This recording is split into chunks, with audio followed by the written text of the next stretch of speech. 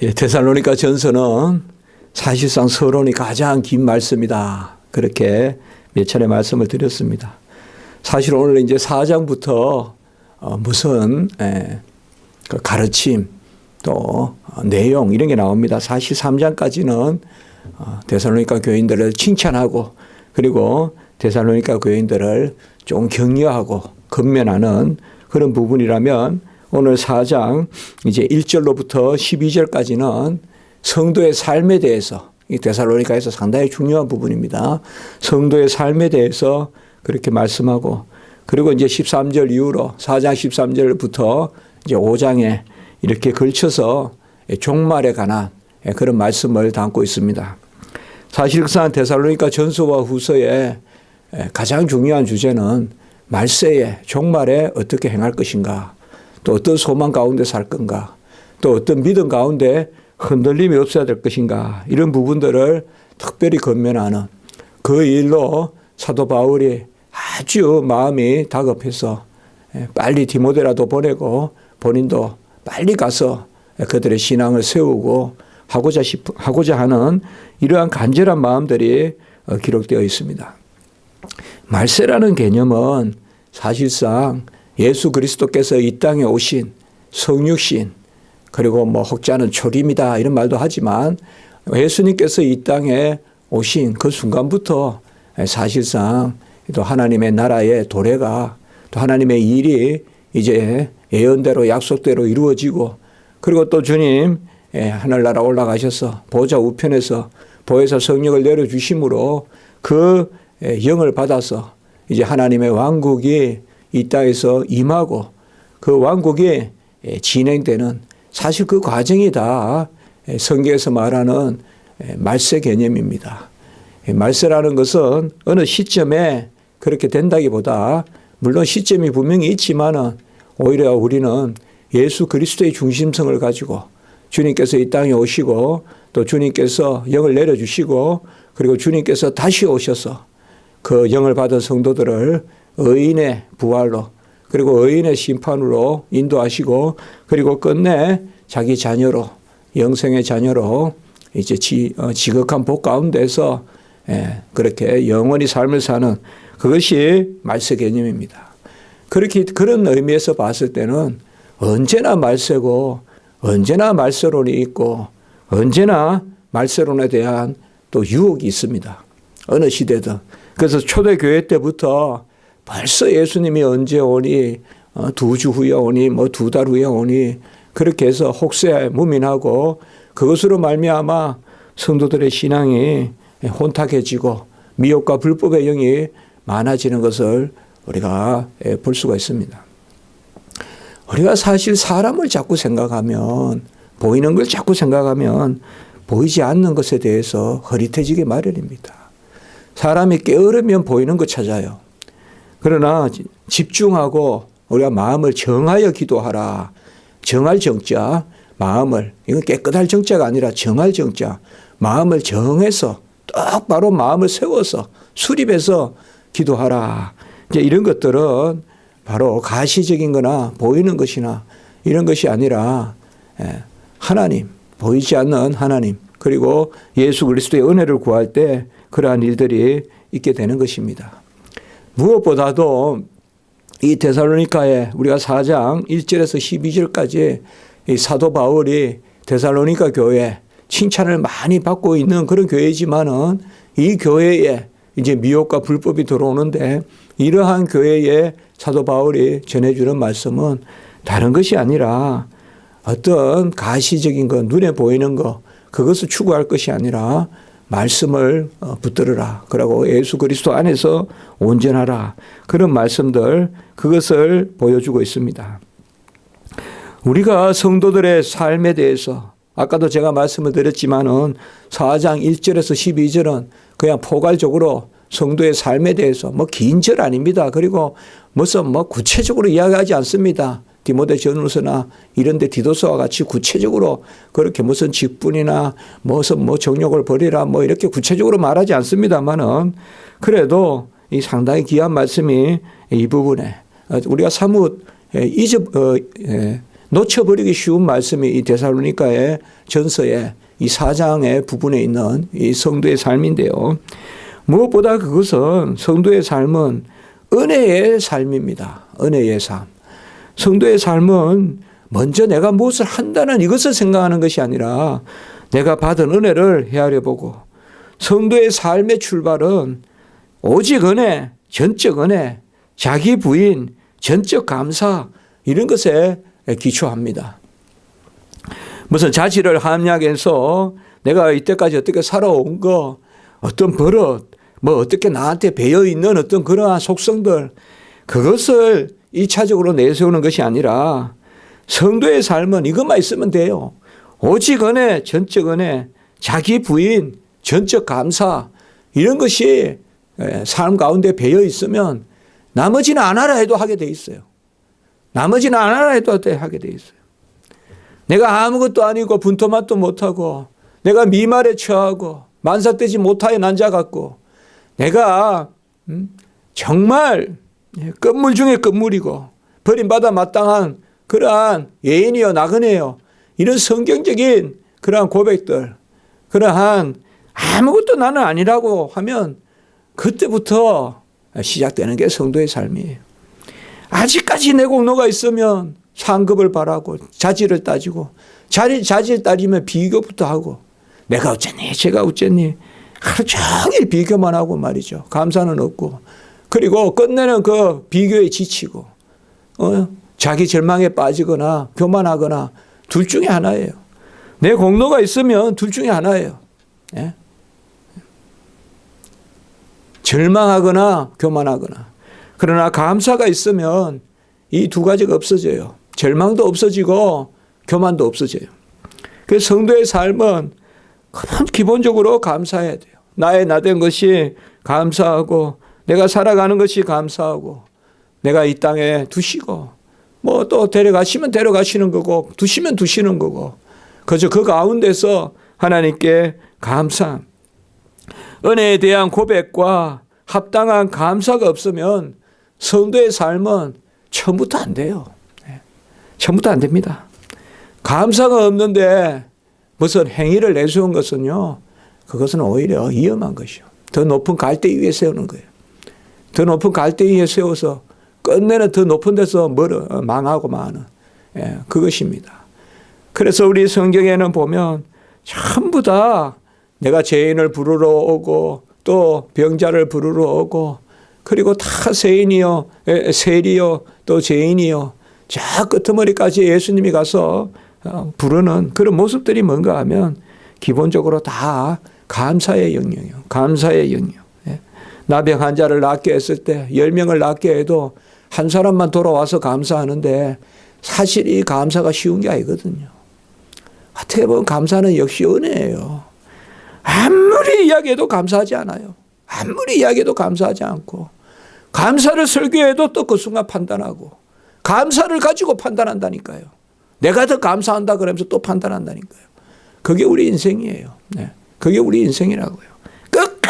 끝까지 죽을 때까지 판단하는 마지막 숨 놓을 때까지 판단하면서 사는 거. 그게 우리 인생이에요. 하루라도 자유롭지 못해요. 하루라도 내 의가 없는 날이 없어요.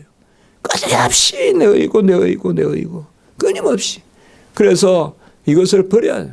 이게 자기 부인인데 이러한 것이 바로 가장 위험한 말세의 요소예요.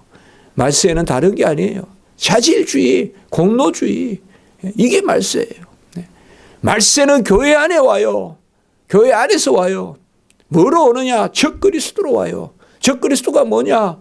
그리스도의 자리에 나를 세우는 게 적그리스도예요.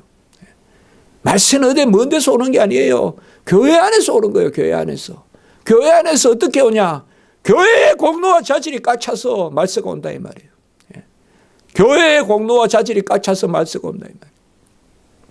아무것도 없다 하면서 초대교회 같이 아무것도 없다 하면서 우리 한국의 초대교회 같이 그저 그냥 다 나자빠지고 다 울고 다 가슴치고 다 죽었다 하고 이러면 이게 정상인데 뭔가 모르게 의가 꽉 차고 뭔가 모르게 교회 바닥인지 이건 무슨 쇼인도인지 번쩍번쩍거리고 뭔가 모르게 자기 얼굴 비치고 뭔가 모르게 세련되고 뭔가 모르게 우리라는 말이 있어가지고 우리는 이렇게 믿고 저들은 저렇게 믿고 그게 다 의란 말이에요.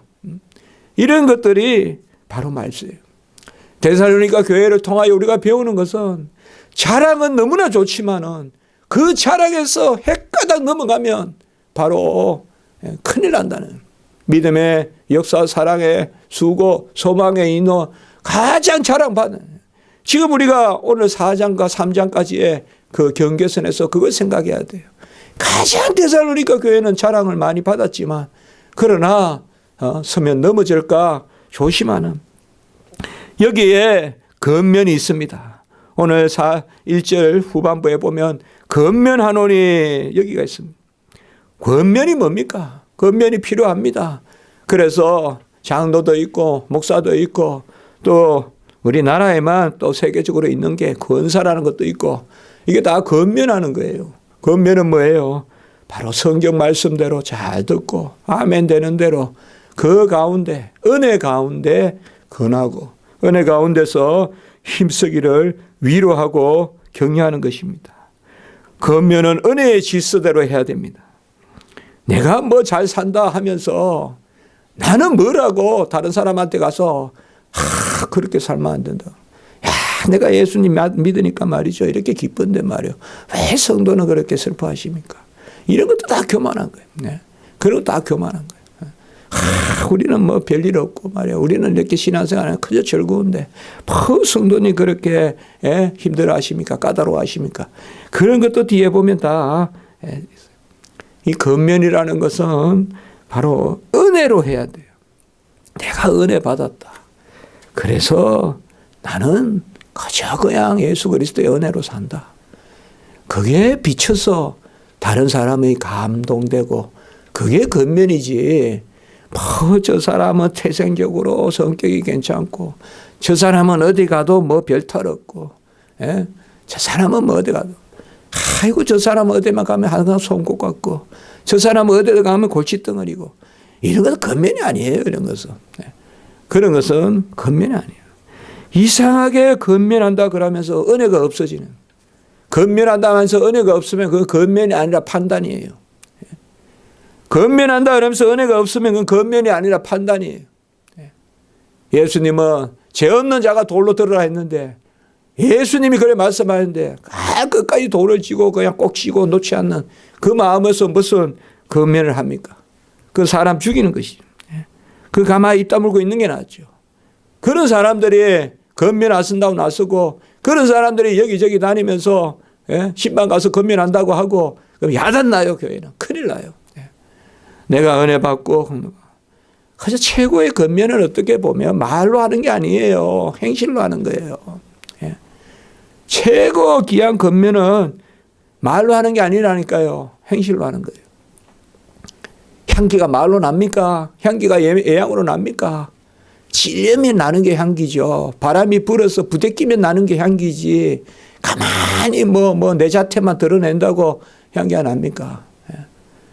그저 어느 구석에서 기도하는 그 등을 보면 다른 사람이 감동받고 그게 어떻게 보면 본질적인 겉면이거든요. 저 사람은 어떻게 저렇게 살아갔고 저 사람을 보니까 기도해야 되겠다. 저 사람을 보니까 기도해야 되겠다. 이런 것들이 사실 겉면이죠. 은혜 받았으니 은혜로 살기를 서로 위로하고 격려하는 것. 이 은혜에서 떠나는 것이 문제고 겉면이란 것은 은혜로 돌이키는 것. 다시 은혜로 돌아오라고 말하는 게 겉면입니다. 본질은 거기에 있습니다. 삶으로 돌아오라, 윤리로 돌아오라. 그거 이전에 은혜로 돌아오라. 세상에서 서로 다투는 것도 다 알고 보면 자기가 잘났기 때문에 다투는 거예요.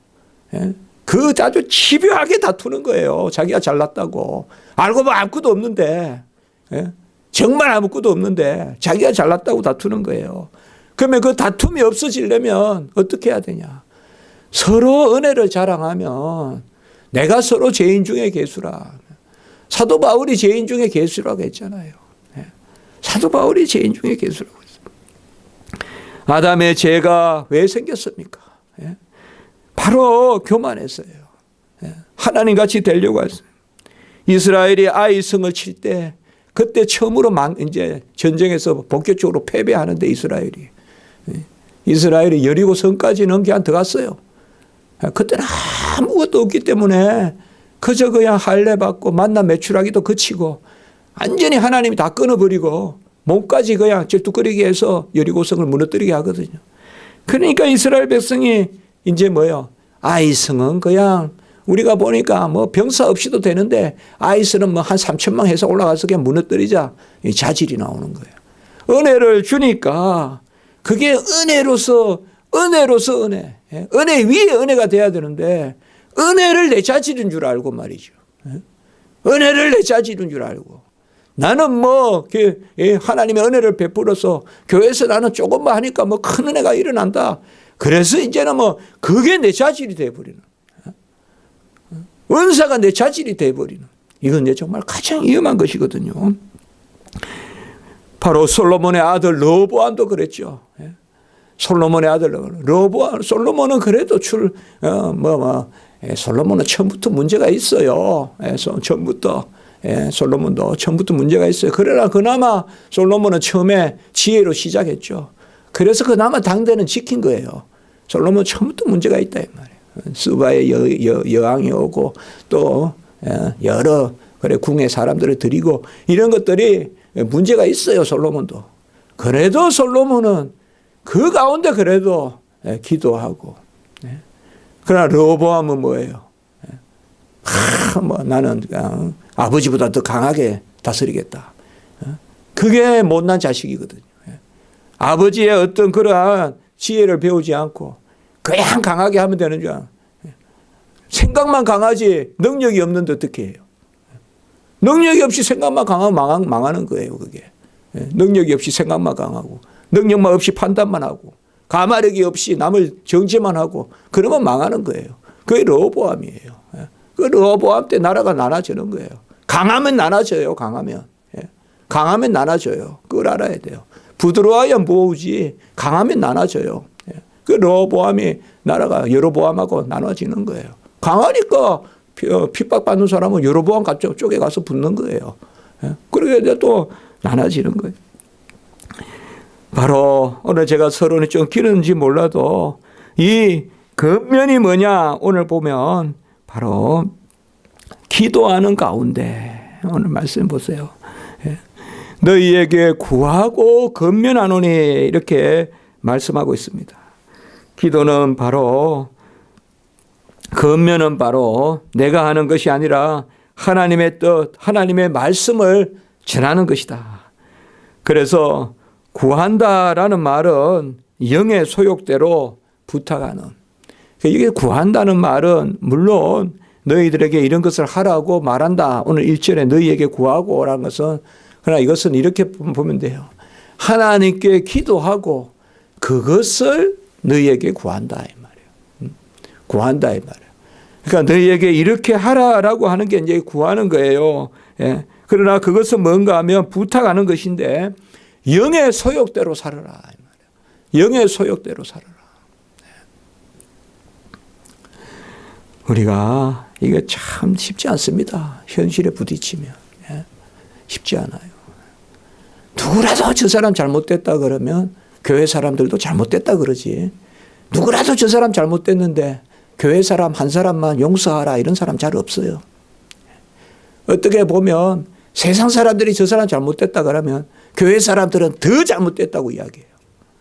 그래서 그 사람이 아주 숨을 못 쉬게 만들어버려요. 예수님은 그 자리에서 다 잘못됐다 해도 그 사람을 구해내는데 교회는 그렇지 않을 때가 많아요. 교회 안에도 제가 옛날에 앙신교회에 있을 때요. 전부 이혼하라 그래요. 전부 이혼하라 그래요. 뭐 그런 사람 사냐. 이혼하라. 요새 미국에도 제가 유학 갈 때 보면요. 라디오 들어보면요. 교회에 왔다 갔다 하면서 라디오 들으면 그 카운셀링 하는 게 있어요. 전부 이혼하라고 카운셀링해요. 이혼해도 혼자 살 수 있다고. 말만 뭐 교회고 말만 뭐 가정이지 일이 딱 생기면 싹 바뀌어요 사람이. 일이 생기면 싹 바뀐다니까요. 완전히 바뀌어요. 겉면이고 뭐고 뭐 그대로 세상적으로 똑같이 가요. 저 사람 나쁘면 교회에서도 나쁜 거고 저 사람이 뭐 좋으면 교회에서도 좋은 거지 교회라고 특별한 게 하나도 없어요. 그게 아니다 이 말이에요. 구하고 근면해라.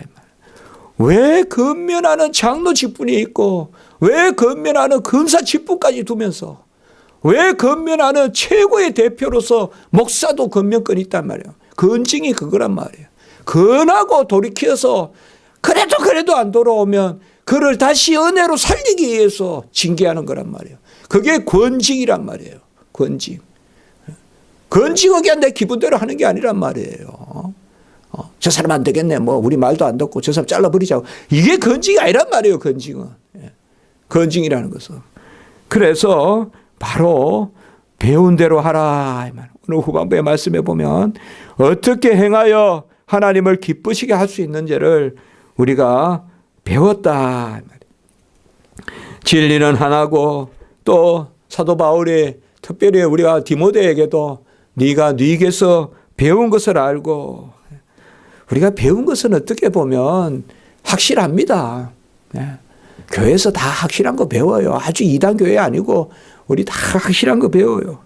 그런데 배운 대로 안 해요. 배운 대로 안 해요. 누가 봐도 배운 대로 안 해요. 그렇게 원수를 사랑하라 해놓고는 안 해요. 배운 대로. 원수를 사랑하란 말 모르는 사람 없어요. 교회 다니는 사람들. 그러나 한 사람도 그 말씀을 기억하지 않아요. 그래서 배운 대로 하라 이 말이에요. 배운 대로 네게서 배운 것을 알고 이거 디모데에게 말했다면 오늘도 하나님을 기쁘시게 하는 것을 우리가 배웠으니라고 그렇게 말씀하고 있습니다. 교회는 먼저 마땅히 우리가 무엇을 행하여 할 것인가 그것을 가르쳐주는 것이라고 오늘 말씀하고 있습니다. 교회는 사람이 뭘 할 수 있는가를 헤아리기 전에 뭘 해야 되는 것을 말해야 됩니다. 그래서 할 수 없는 가운데 말씀을 받아서 은혜로 기도하면서 하게 되는 것 그것이 교회입니다. 그래서 겉면은 이제 역으로 잘 산다고 하는 사람도 잘하고 있다 칭찬만 할 게 아니라는 거예요.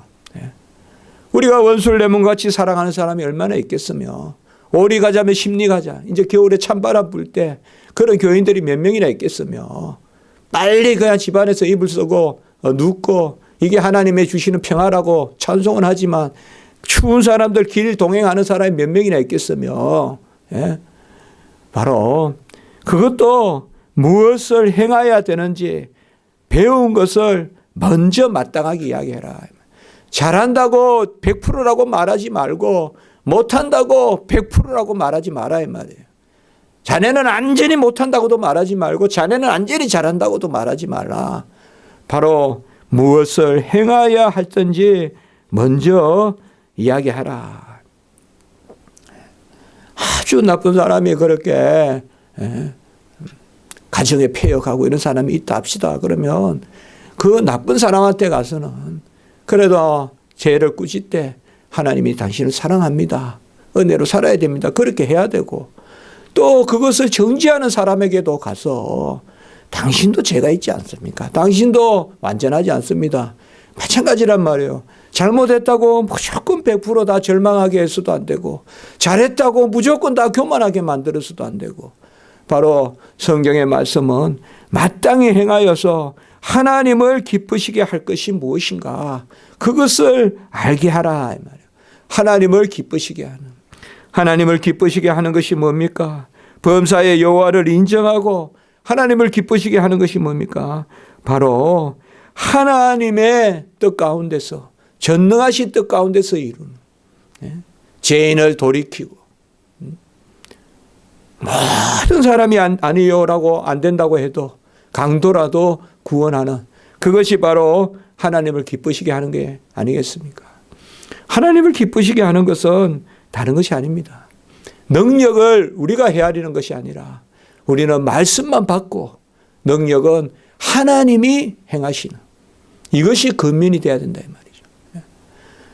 근면하는 사람이 하나님 자리에 있으면 안 된다 이 말이에요. 오늘 지금 이 말씀입니다. 그래서 2절의 말씀에 보면 너희에게 무슨 명령으로 준 것을 너희가 아느니라. 아까 말씀같이 배운 대로 명령 받은 대로 행하라. 이것을 오늘 결론적으로 말씀을 나눕니다. 바로 주 예수 안에서 1절에 보면 주 예수 안에서 저는 이것을 다 이루심으로 한번 생각해 봅니다. 예수님이 다 이뤘기 때문에 주 예수 안에서 건면하라 이 말이에요. 주님의 은혜 안에서 건면하라 이 말이에요. 주님의 은혜로는 넣지 못함이 없다라고 건면하란 말이에요. 그리고 주 예수 안에서 자고하지도 말고 절망하지도 말라고 건면하고, 그리고 2절에 주 예수로 말미암아 이것은 바로 다 이루신 것을 우리에게 주셨다. 그러니까 1절에 주 예수 안에서는 객관적인 예수님이 다 이루었다는 선포라면 2절에 주 예수는 뭐냐? 우리에게 주셨다. 그러니까 주 예수로 말미암아 너희에게 명령으로 준 것을. 이게 오늘 말씀의 건면의 핵심입니다. 예수가 다 이루셨기 때문에 배운 대로 건면하고, 어떻게 우리가 이렇게 하냐? 배운 대로 건면하고 기도하면 하나님이 돌이키는 거죠. 우리가 할 수 있는 것을 헤아리지 말고 먼저 하나님의 뜻이 뭔지 헤아리라. 하나님이 뭘 원하시는지 그걸 헤아리라. 그리고 그리스도 안에서 은혜를 구하면서 기도하라. 그것이 바로 건면의 핵심인 것 같습니다. 우리가 헤아려서 다 이거는 설마 이것까지 우리가 어떻게 합니까? 또 다 잘라버리고 내가 하고 싶은 게 말만 하는 거예요.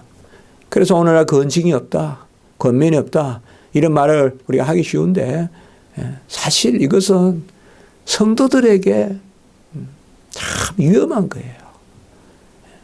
위험한 거예요. 건징이 없다는 것은 아이가 아무 쓴소리를 듣지 않는다는 것은 위험한 거예요.